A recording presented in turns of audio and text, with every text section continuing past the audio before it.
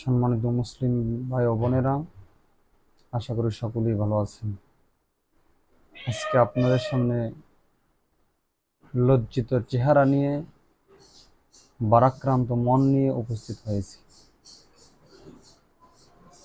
যে বিষয়টা নিয়ে আপনাদের সামনে কথা বলতে আসছি, বিষয়টা হচ্ছে আমরা কতটা নিচে নেমে গেছি, আমরা কতটা জাহিলিয়াতকেও হার মানিয়েছি, আমরা কতটা নৃশংস জাতিতে পরিণত হয়েছি। আমাদের কাছে 5 বছরের, আমাদের কাছে 8 বছরের একটা মেয়েও নিরাপদ না। কত অসহায় আমরা আছি। আমার বোন হতে পারে, আমার মেয়ে হতে পারে, আছি আমার মেয়ে, আমার বোন। আজকে সকলেই ফেসবুকে পোস্ট, বিভিন্ন রকমের রিয়াক্ট করে যে দর্শনকারীর ফাঁসি হোক, দর্শনকারীকে প্রকাশ্যে মৃত্যুদণ্ড দেওয়া হোক। আমরা তো আজকে আসিয়াকে নিয়েই পরিচিত না, এরকমের অসংখ্য আসিয়া বাংলাদেশের আনাচে কানাচে আছে, দর্শিত হচ্ছে, মারা যাইতেছে। কিছুদিন আলোচনায় থাকে, তারপরে আর এই বিষয়গুলো লইয়া নতুন কোনো ভাইরাল টপিক আসলে এগুলো আমরা ভুলে যাই। আসলে আমাদের সবচেয়ে বড় সমস্যা হচ্ছে আমাদের সমাজ ব্যবস্থা। আমাদের সমাজ ব্যবস্থা ভালো না, একটা পচা সমাজে আমরা বসবাস করি। আমরা যদি দর্শনকারী ফাঁসি দিই প্রকাশ্যেও, এই সমাজটা পরিবর্তন হবে না। আবারও কোনো এক আসিয়া, হ্যাঁ, আজকে 8 বছর হয়েছে, কালকে 5 বছর হবে। কয়েক বছর আগে 5 বছরের একটা মেয়েকে ব্লেড দিয়ে যৌন অঙ্গ কাটিয়ে দর্শন করা হয়েছে না? জানি না আমরা এগুলা?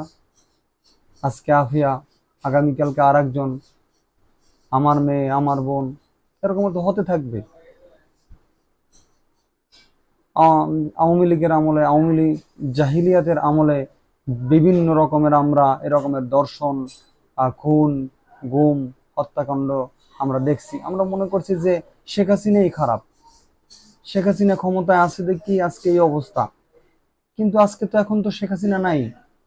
আজকে কেন এরকমের হলো? এরকমের তো হওয়া উচিত না। আমরা তো 24 নতুন স্বাধীনতা পেয়েছি। আমরা তো আমাদের পছন্দের ব্যক্তিদেরকে উপদেষ্টা বানাইছি। এরকমের হওয়া কি উচিত ছিল? আসলেই উচিত ছিল। কারণ আমাদের একজন শাসক গেছে, আর একজন শাসক আসছে। আমরা এখন বলি প্রকাশ্যে ফাঁসি দেওয়া উচিত, ইসলামিক নিয়ম। জনসম্মুখে হত্যা, দর্শনকারীর শাস্তি, এগুলা ইসলামের একটা সৌন্দর্য। আমরা যদি ইসলামের সৌন্দর্য চাই, শুধু একটা ক্ষেত্রেই চাইলে হবে না, সমগ্র বাংলাদেশে 56,000 বর্গ মাইলের ভিতরে ইসলাম কায়েম করতে হবে।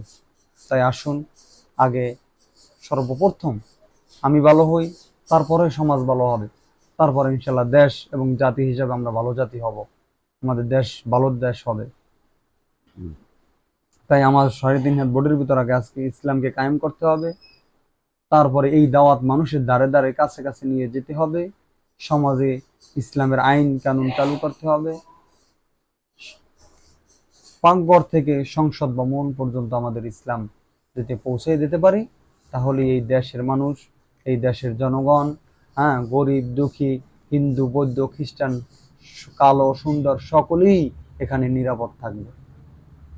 তাই আসুন, আমরা রাসূলের সবচেয়ে বড় সুন্নাহ, যেই জন্য আল্লাহ আমাদেরকে পৃথিবীতে পাঠাইছে, ইন্নী জাইলুন ফিল আরদি খলিফা, আমাদেরকে আল্লাহ তাআলা প্রতিনিধি হিসেবে পাঠাইছেন।